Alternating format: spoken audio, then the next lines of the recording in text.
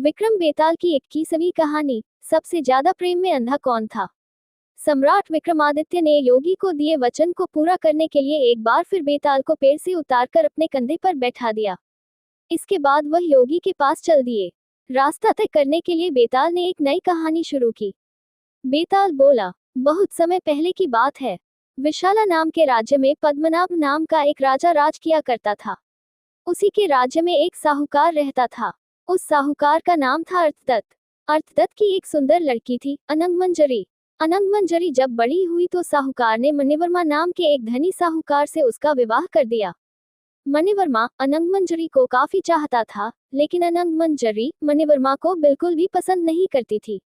एक दिन मणिवर्मा किसी काम से अपने राज्य से बाहर गया था और अनंगमंजरी अकेली थी, इसलिए वह अपने घर से कुछ दूर टहलने के लिए निकली। तभी रास्ते में अनंगमंजरी ने राजपुरोहित के लड़के कमलाकर को देखा। कमलाकर को देखते ही अनंगमंजरी को उससे प्रेम हो गया। वहीं दूसरी ओर कमलाकर भी अनंगमंजरी को मन ही मन चाहने लगा था। अनंगमंजरी बिना देर किए महल के बाग में जाती है और चंडी देवी को प्रणाम करती है। अनंगमंजरी चंडी देवी से हाथ जोड़कर प्रार्थना करती है, हे माता, अगर मैं इस जन्म में कमलाकर को नहीं पा सकी तो अगले जन्म में मैं उनकी ही पत्नी बनूं। इतना कहते हुए अनंगमंजरी ने अपना दुपट्टा खींचा और पेड़ पर दुपट्टे से फांसी लगाने की तैयारी करने लगी। तभी राज्य की दासी और अनंगमंजरी की सहेली वहां आ गई। सहेली ने कहा, अनंगमंजरी, तुम ये क्या कर रही हो। इस पर अनंगमंजरी उसे अपनी मन की बात बताती है। ये सुनने के बाद सहेली कहती है, तुम बिल्कुल भी परेशान न हो, जल्द ही मैं कमलाकर से तुम्हारी मुलाकात करा दूंगी। सहेली की यह बात सुनकर अनंगमंजरी रुक गई। अगले ही दिन अनंगमंजरी की सहेली ने कमलाकर के साथ उसकी मुलाकात का प्रबंध किया। दोनों एक दूसरे से मिलने बाग में पहुंचे। दोनों ने एक दूसरे को देखा और खुद को रोक न सके। कमलाकर बेताब होकर अनंगमंजरी की ओर दौड़ा। कमलाकर को अपने नजदीक आते देख अनंगमंजरी की धड़कनें तेज हो गईं और मारे खुशी के उसकी धड़कनें ही रुक गईं। अनंगमंजरी को मरा देख कमलाकर भी बहुत दुखी हुआ, जिससे उसका दिल फट गया और वह भी मर गया। इस बीच मणिवर्मा भी वहां पहुंच गया और अपनी पत्नी को दूसरे आदमी से साथ मृत पड़ा देख बहुत दुखी हुआ। वह अनंगमंजरी को बहुत चाहता था, इसलिए उससे अपनी पत्नी का वियोग सहा नहीं गया और उसने भी प्राण छोड़ दिए।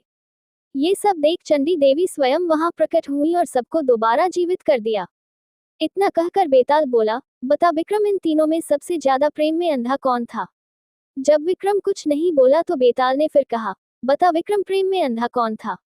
बेताल के बार बार पूछने पर विक्रम ने कहा, सुनो बेताल, सबसे ज्यादा प्रेम में अंधा था मणिवर्मा। वजह यह है कि अनंगमंजरी और कमलाकर अचानक मिले और वह उस खुशी के कारण मरे। वहीं मणिवर्मा ये देखकर शोक में मर गया कि उसकी पत्नी किसी दूसरे से प्रेम करती थी और अपने प्रेम से मिलने की खुशी में मर गई। ये सुनते ही बेताल बोला, हाँ राजन, तुमने बिल्कुल सही जवाब दिया, लेकिन तू बोला तो मैं चला। इतना कहकर बेताल एक बार फिर विक्रम के कंधे से उड़कर पेड़ पर फिर जा लटकता है। इसी के साथ प्रेम में अंधा कौन विक्रम बेताल कहानी समाप्त होती है।